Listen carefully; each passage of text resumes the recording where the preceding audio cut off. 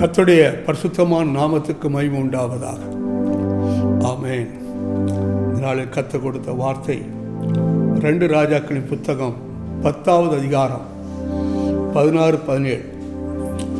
நீ என்னோட கூட வந்து கர்த்தருக்காக எனக்கு இருக்கிற பக்தி வைராக்கியத்தை பார் என்றார். அப்படியே இவனை அவன் ரதத்தின் மேல் ஏற்றினார்கள். இன்னும் ஒரு மனுஷனை கர்த்தர் தெரிந்து கொண்டு, ஆமென், இஸ்ரவேலில் நடக்கக்கூடிய அநியாயங்கள், ஆமென், எல்லாவற்றையும் நிர்மூலமாகும்படி இயேசுவேலை, ஆமென், அவன் மேலே அவர் செய்த பாவத்தினால் வந்த சாபம், ஆமென், கர்த்தர் கொடுத்த தீர்க்கத்தை நிறைவேறும்படி யெகோவா இஸ்ரவேலுக்கு கொண்டு வருகிறார். யெகூ வந்து, ஆமென், சோத்ரா, இயேசுவேலை கொண்டு போட்டான். அங்கே கள்ளத்தீர்க்கதரிசிகள் எல்லாம் கொண்டு போட்டான். சோத்ரா, ஒரு பெரிய மாற்றம், பக்தி வைராக்கியம் யெகூக்குள்ள இருந்தது. அவன் நண்பர்கிட்ட சொல்கிறான், நீ என்னோடு கூட வந்து ஆமென், ஆமென், கர்த்தருக்காக எனக்கு இருக்கிற பக்தி வைராக்கியத்தை பாரு. 17ஆம் வசனம் சொல்லுது, ஆமென், அவன் சமரியாவுக்கு வந்தபோது கர்த்தர் எலியாவோடு சொன்ன வார்த்தையின்படியே சமரியாவில் ஆகாவின் மீதியான யாவரையும் அழித்து தீருமளம் சங்காரம் செய்தான் என்று வேதம் சொல்லுது. அருமையான தேவ பிள்ளைகளே, பக்தி வைராக்கியம் என்றால் கர்த்தருக்காகவும் வேதத்திற்காகவும் ஆலயத்திற்காகவும் காட்டுவதுதான் பெரிய பக்தி வைராக்கியம்.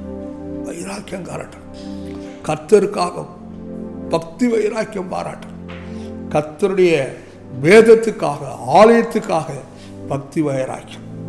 பக்தி வைராக்கியம் என்றால் கர்த்தர் மேலுள்ள அன்பிலிருந்து புறப்படுகிற திட்டமான தீர்மானம், அதுதான் பக்தி வைராக்கியம். ஆமென். கர்த்தருக்காக அன்பு நம்ம உள்ளத்திலிருந்து ஏவி அவருக்காக, ஆமென், ஸ்தோத்திரம் பேசுகிறது, அவருக்காக செயல்படுவது பக்தி வைராக்கியம். பக்தி வைராக்கியம்னா கர்த்தருக்காக, ஆமென், பெரிய காரியங்களை செய்யும்படி ஏவி, ஆமென், எழுப்புகிறது. ஸ்தோத்திரம்.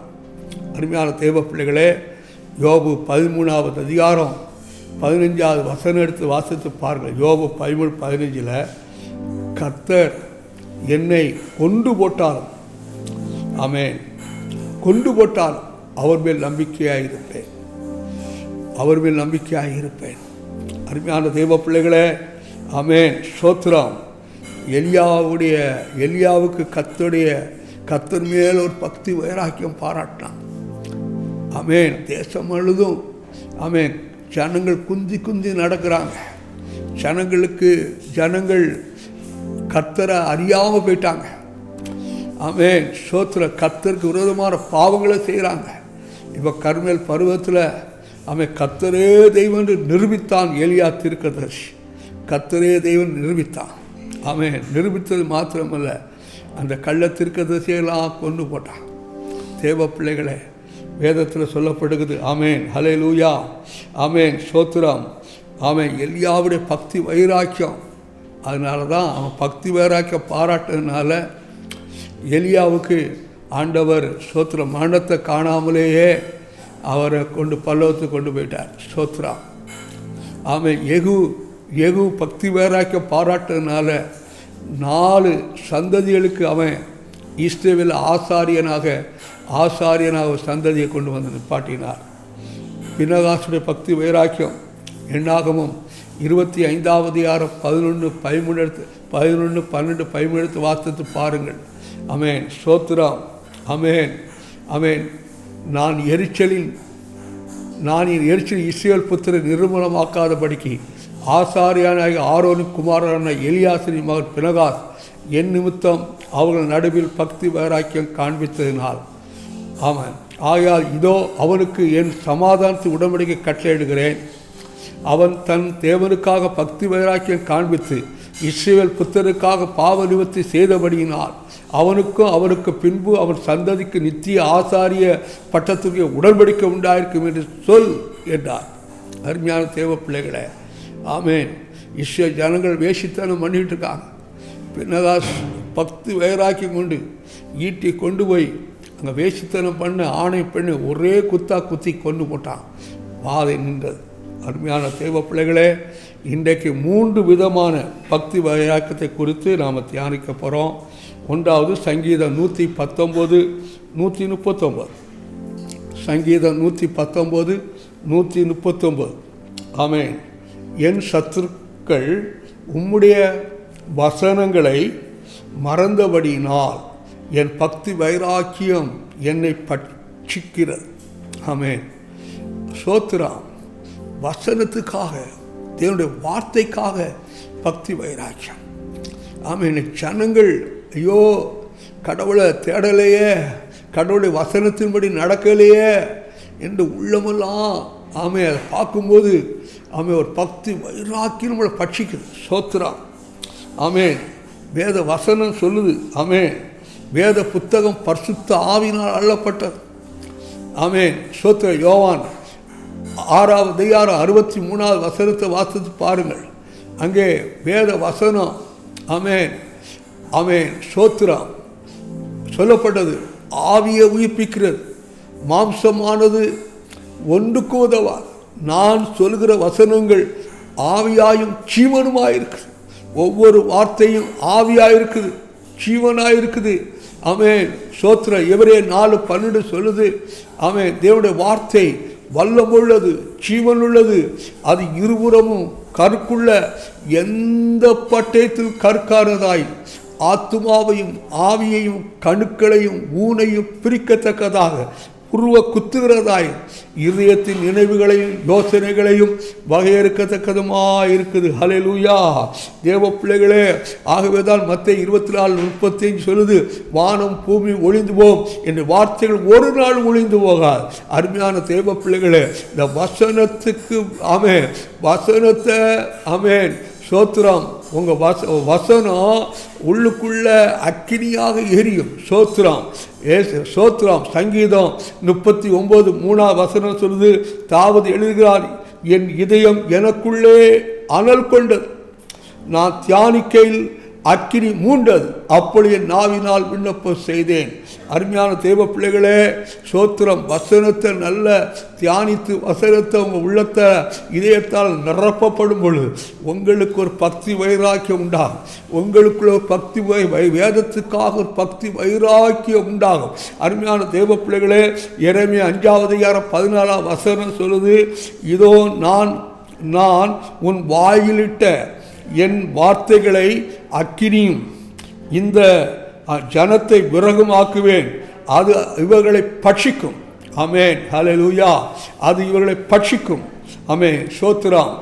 அது அவர்களை பட்சிக்கும். ஹல்லேலூயா. ஆமென். இதோ நான் என் வாயிலிட்டேன் வார்த்தைகளை அக்கினியும் இந்த ஜனத்தை விறகுமாக்குவேன், அது இவளை பட்சிக்கும். வாயிலிருந்து புறப்படுகிற ஒவ்வொரு வார்த்தையும் ஆமென் அக்கினியாக வெளிப்படும், அக்கினியாக வெளிப்படும்.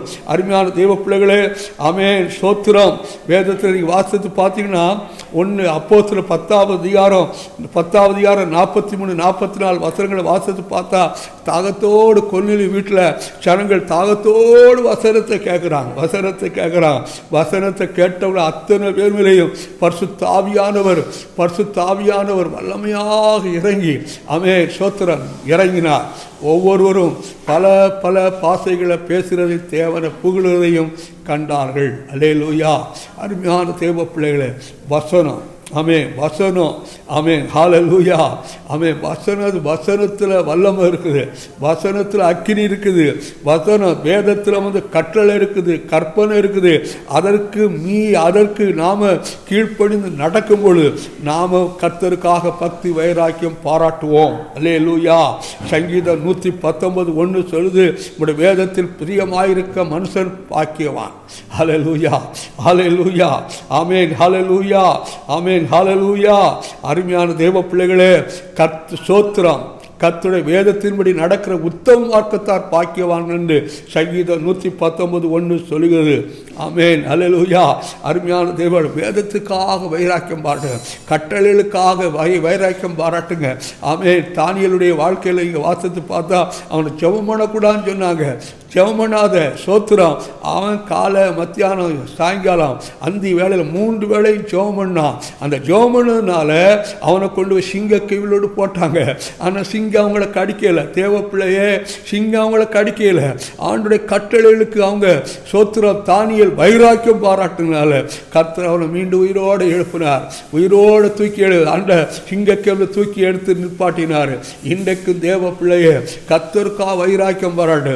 தலையில் உள்ள ஒரு மயிறு கூட கிடப்படாது. கர்த்தருக்காக நிற்கும் பொழுது கர்த்தர் உங்களை வாளாக்காமல் தலையாக்குவார். சாத்ராக், மேஷாக், ஆபேத்நேகோ கர்த்தருக்காக, கர்த்தருடைய கட்டளைக்காக, வேதத்துக்காக வைராக்கியம் பாராட்டினான். அவனை அக்கினி சூழல் கொண்டு போட்டாங்க. சும்மா சாதாரண சூழல் கிடையாது, 7 மடங்கு அக்கினி சூழல் கொண்டு போட்டாங்க. ஆனால் கொண்டு போன பயில்வான்கள் செத்து போறான். ஆனால் உள்ளே போடப்பட்ட சாத்ராக், மேஷாக், ஆபேத்நேகோட கர்த்தருடைய குமாரனாய் இயேசு அவர்கள் உலாவினால அவங்க தலையில் ஒரு மயிறு கூட கருகி போகல. தேவன் அந்த நேபுகாத்து நேச்சார் சொன்னா, அந்த ராஜா சொன்னா, ஓ கர்த்தர் தான் ராஜாதி ராஜா, தேவாதி தேவன், சர்வ வல்லமுள்ள தேவன் என்று கர்த்தருடைய நாமத்தை மகிமைப்படுத்துகிறார். அல்லேலூயா, அல்லேலூயா. ஆமென். லூக்கா 6:45 எடுத்து வாசித்து பாருங்கள். ஓ சோத்திரம். உங்கள் இதயத்துக்குள்ளே வேத வசனமாய பொக்கிஷத்தை வைங்க. உங்கள் இதயத்துக்குள்ளே ஆமென், உங்களுடைய சோத்திரம். ஆமென். நல்ல மனுஷன் தன் இதயமாக நல்ல பொக்கிஷம் நல்லதை எடுத்து காட்டுகிறான். பொல்லாத மனுஷன் தன் இதயமாகிய பொல்லாத பொக்கிஷத்தில் பொல்லாத எடுத்து காட்டுகிறான். இதயத்தின் ஆமென் நிறைவினால் அவரவன் வாய் பேசும். ஆகவே வேதத்துக்காக, கட்டளைகளுக்காக, கற்பனைகளுக்காக, ஆண்டு ஒவ்வொரு வார்த்தைக்காக வைராக்கியம் பாரு. அதான் பக்தி வைராக்கியம். 2வது ஆண்டு சொல்றாரு. ஆமென். சங்கீதம் 69:9.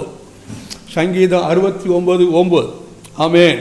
உம்முடைய வீட்டை குறித்து உண்டான பக்தி வைராக்கியம் என்னை பட்சித்தது. உம்முடைய வீட்டை குறித்து உண்டான பக்தி வைராக்கியம் என்னை பட்சித்தது. சோத்திரம். ஆமென், ஹல்லேலூயா. ஆமென், சோத்திரம். ஆண்டவர் கர்த்தரை ஆராதிக்கும்படி நமக்கு ஆலயங்களை உருவாக்கி தந்திருக்கிறார். ஆமென். அந்த ஆலயத்தில் நாம் கர்த்தரை ஆராதிக்கும் பொழுது 2 பேர் 3 பேர் என் நாமத்தில் எங்கே கூடி இருப்போம் அங்கே நான் இருப்பேன் சொன்ன ஆண்டவர் நம் மத்தியில் வந்து ஆமென், ஹல்லேலூயா, ஹல்லேலூயா, சோத்ரா, அசைவாடுவார், நிரப்புவார். யோவான் 2வது அதிகாரம் 15வது வசனம் 16வது வசனத்தை வார்த்து பாருங்கள். ஆண்டவர் இயேசு ஒரு நாள் அவர் ஆலயத்தில் போகிற பொழுது அது கள்ளர் குகையாக பார்த்தார். ஆமென். தேவாலயத்திலே ஆடு மாடுகள் புறாக்களை இவர்களை விற்கிறவளையும் காசுக்கார் உட்கார்த்ததை கண்டு ஆமென் கயிற்றில் அவர் சவுக்கை உண்டு பண்ணி அவள் யாவரையும் ஆடும் ஆடுகளையும் தேவாலயத்து புறமே துரத்து விட்டு காசுகளை கொட்டி பலகளை கவிழ்த்து போட்டு 16வது வசனம் சொல்லுது, புறாவிற்குள்ள இவர்களை இவ்விடத்திலிருந்து எடுத்துக்கொண்டு போங்கள், என் பிதாவின் வீட்டை வியாபார வீடாக்காதீர்கள் என்றார். அருமையான தேவ பிள்ளைகளே, அருமையான தேவ பிள்ளைகளே, கர்த்தர் வாசம் பண்ணுகிற இடம், கர்த்தருடைய பிரசன்னம் அலையா வரக்கூடிய இடம், அது கர்த்தர் பரிசுத்தர், இருந்தவரும் இருக்கிறவரும் வருவரும் ஆகிய சர்வ தேவனாகிய கர்த்தர் பரிசுத்தர், பரிசுத்தர், பரிசுத்தர். அவர் பரிசுத்த அலங்காரத்தோடு தேடுகிற இடம் அந்த ஆலயத்தை. ஆமென், சோத்த சரியான நேரத்தில் நாம் போய் ஆலயத்தில் ஆராதனை நடக்கும் முன்னாலே நாம் போய் ஆராதித்து ஆமென் ஆண்டவர் நாமத்தை மகிமைப்படுத்த நமக்குள்ள தேவன் பலம் தருவார். அருமையான தேவ பிள்ளைகளே, 2 நாளாகமம் 7வது அதிகாரம் 15வது வசனம் சொல்லுது. 2 நாளாகமம் 7வது அதிகாரம் 15வது வசனம் சொல்லுது, கர்த்தருடைய ஆலயத்தில் ஏறெடுக்கிற ஜெபங்களுக்கு அவருடைய கண்கள் திறந்தவைகளும் ஆமென் என் செவிகள் கவனிக்கிறதுமாக இருக்குது என்று ஆண்டு சொல்கிறார். இங்கே ஏறெடுக்க தேவனுடைய ஆலயத்தில் ஜெபிக்கிற ஜெபத்துக்கு தேவன் செவி கொடுப்பா, தேவன் ஜெபத்துக்கு பதில் கொடுப்பா. ஆமென், சோத்திரம். ஆண்டவர் சொல்றாரு. ஆமென். 1 கொரிந்தியர் 3வது அதிகாரம் 16-17 சொல்லுது, நீங்களே தேவனுடைய ஆலயம், நீங்களே தேவனுடைய ஆலயம், உங்களுக்கு தேவனுடைய ஆவி வாசமாக இருக்கிறார் என்று அறியீர்களா, அறியாதிருக்கிறீர்களா? ஆமென், ஆமென். 17வது வசனம் சொல்லுது, ஒருவன் தேவனுடைய ஆலயத்தை கெடுத்தால் அவனை தேவன் கெடுப்பார். தேவனுடைய ஆலயம் பரிசுத்தமாக இருக்கிறது, நீங்களே அந்த ஆலயம். சோத்திரம், ஹல்லேலூயா. 1 கொரிந்தியர் 6:19 சொல்லுது, நீங்களே ஜீவனுள்ள தேவனுடைய ஆலயம். ஆமென். 2 கொரிந்தியர் 6:16 சொல்லுது, நீங்களே பரிசுத்த ஆவியானவருடைய ஆலயம். இந்த ஆலயத்தை பக்தி வைராக்கியத்தோட பரிசுத்தமா நீங்க காத்துக்கொள்ளணும்.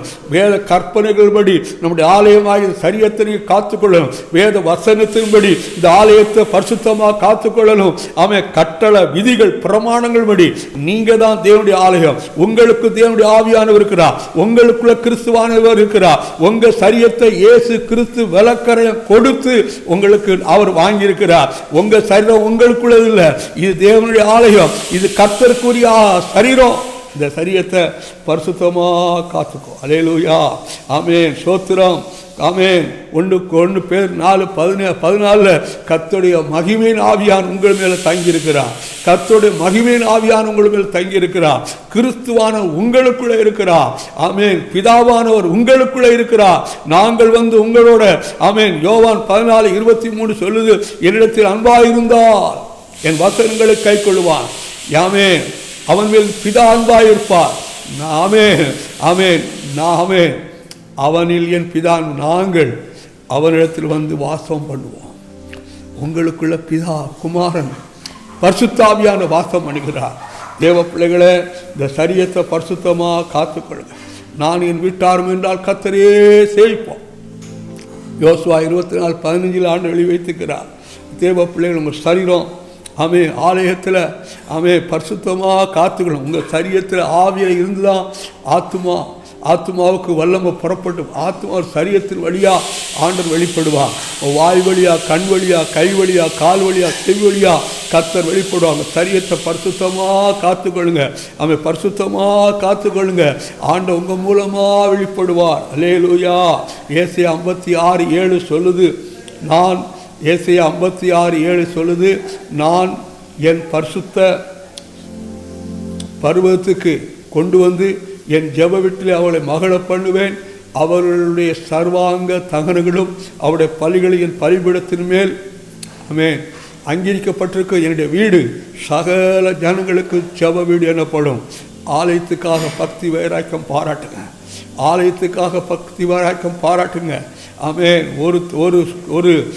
ஒரு சரீரத்தில் ஆண்டவரே ஒரு கரை திற பிழ வராதபடி கர்த்தர் உங்கள் சரீரத்தை பரிசுத்தமாக காத்துக்கொள்ளுங்க. 3வது ஆண்டவர் சொல்றாரு, யாக்கோபு நிருபத்தில் 4வது அதிகாரம் 5வது வசனம் சொல்லுது, ஆவியானவர் வைராக்கிய வாஞ்ச, நம்மில் வாசமாய் இருக்கிற ஆவியானவர் நம்மிடத்தில் வைராக்கிய வாஞ்சியாய் இருக்கிறார் என்று வேத வாக்கிய வீணாய் சொல்ல நினைக்கிறீர்களா? உங்கள் மேலே ஆவியானவர் வாசமாயிருக்கிறார். உங்களை பரிபூர்ண பரிசுத்தத்தை கொடுத்து உங்களுக்காக ஆண்டவர் உங்கள் மேலே தங்கியிருக்கிறார். உங்களை கொண்டு ஒரு தேவ சித்தம் இருக்குது, உங்களை குறித்து ஒரு தேவ திட்டம் இருக்குது. அதை நிறைவேற்ற அவருடைய கையில் உங்கள் ஆவியாத்மா சரியத்தை ஆவியார் கையில் ஒப்பு கொடுக்கும்போது ஆண்டவர் சோத்திரம், ஆண்டவர் உங்களை கொண்டு செய்யக்கூடிய காரியங்கள் பயங்கரமாக இருக்கும். வேதத்தில் அப்போஸ்தலர் 17:16-17 எடுத்து வாசித்து பாருங்கள். அத்தனை பட்டணத்துக்கு போகிறார் பவுல். அங்கே இருக்கக்கூடிய காரியங்கள், அருவருப்பான காரியங்களை பார்த்து அவருக்கு சோத்திரம் ஒரு வைராக்கியம் வருது. ஆவியில் மிகுந்த வைராக்கியம் அடைந்து சோத்திரம் என் ஜெப ஆலயத்தை யூதரோட பக்திகளோடு சந்தையோடு எதிர்பட்டவர்கள் திறந்தோறும் சம்பாசனை பண்ணினான். அல்லேலூயா.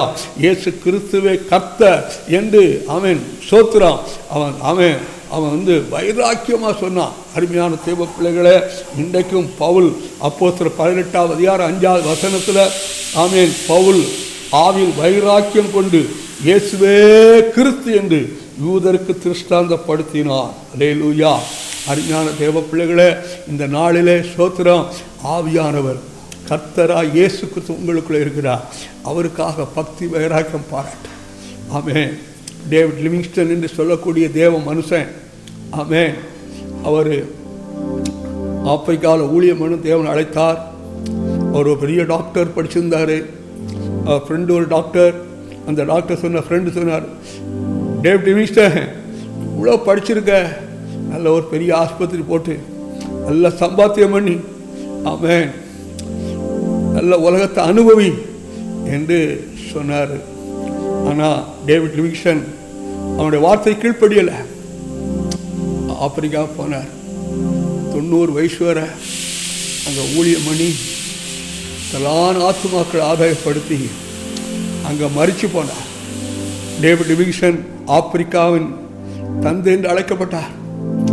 அவர் அதனால அவருடைய சரீரத்தில் இதயத்தை மாத்திரம், அவருக்கு சொந்த நாடு இங்கிலாந்து, லண்டன் மாநகரத்தை ஒரு இதயம் மாத்திரம் வந்துச்சு. அவரோட சரீரத்தை அங்கே அடக்க மாட்டாங்க. அங்கே இதயம் வந்துச்சு, அடக்க ஆராதனை நடத்துனாங்க. எல்லாம் பெரிய பெரிய அதிகாரிகள், ராணி, ராஜா, எல்லா பிரைம் மினிஸ்டர் எல்லாரும் வந்தாங்க. லட்சக்கணக்கான கூட்டம் ஆராதனை.